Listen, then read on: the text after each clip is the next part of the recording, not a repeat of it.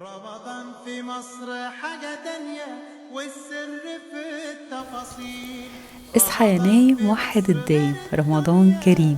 أشهر جملة بيقولها المسحراتي في شوارع المحروسة، كلنا واحنا صغيرين سمعناها، وهو بيلف ينادي بيها قبل السحور.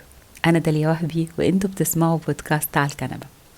المسحراتي مهنة مرتبطة برمضان من زمان جدا، حتى من أيام الرسول عليه الصلاة والسلام. سيدنا بلال بن رباح أول مؤذن في الإسلام هو اللي كان بيقوم بمهمة المسحراتي مع عبد الله بن مكتوم، فكانوا هما الاتنين يأذنوا للفجر مرتين.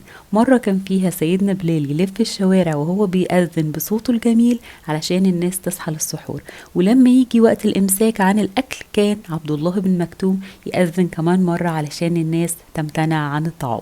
المسحراتي مهنة مرتبطة برمضان وموجودة من أكتر من 1000 سنة.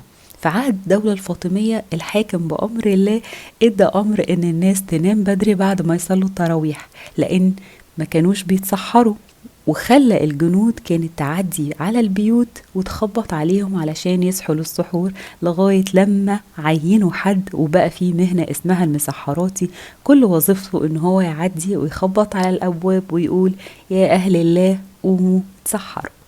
الطريف بقى ان الستات ليهم دور في كل مرحلة. في عهد الدولة الطولونية كانوا بيقعدوا ورا المشربيات والشناشل في الحارات القديمة. بالمناسبة الشناشل دي كانت زي غرف كده خشبية فيها زخارف وفيها ازاز معشق وملون، كانت دايما بتبقى ظاهرة بارزة لبره عن المبنى في الدور الأول. كانت الستات بتقعد جوه الشناشل دي والمشربيات ويغنوا الأناشيد علشان يسحروا هم الناس، يعني علشان يصحوا الناس ويقولوا لهم اصحوا للسحور. مصر بقى حاجة تانية. المسحراتي موجود في الدنيا من سنة 853 ميلاديا، وده كان في عهد الدولة العباسية لما الحاكم وقتها كان عنبسة ابن إسحاق، ولاحظ ان المسلمين مش بينتبهوا لوقت السحور وبيروح عليهم وقت السحور ومحدش بينبههم، فقرر هو شخصيا ان هو يشتغل شغلانة المسحراتي، مع انه هو كان والي مصر يعني مركز كبير، لكن كان بيلف شوارع المحروسة علشان يصحي الناس للسحور. كان يلف من مدينة العسكر في الفسطاط لغاية جامع عمرو بن العاص، وكان ينادي ويقول عباد الله اتسحروا فإن في السحور بركة، وساعات كتير كان يغنيها وأوقات تانية كمان كان يلحنها.